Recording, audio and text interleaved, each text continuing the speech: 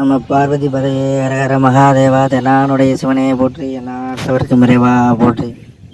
பார்க்கக்கூடிய அனைத்து மெய்யன்பர்களுக்கும் சொந்தர்களுக்கும் வணக்கம்.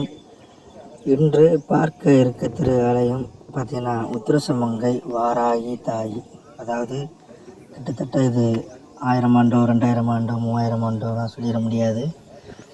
இவங்களாக தோன்றிய ஆதிசக்தி, அதாவது முதல்வரமாக வராகி அவதாரம் என்பது ஆரம்ப அவதாரம்.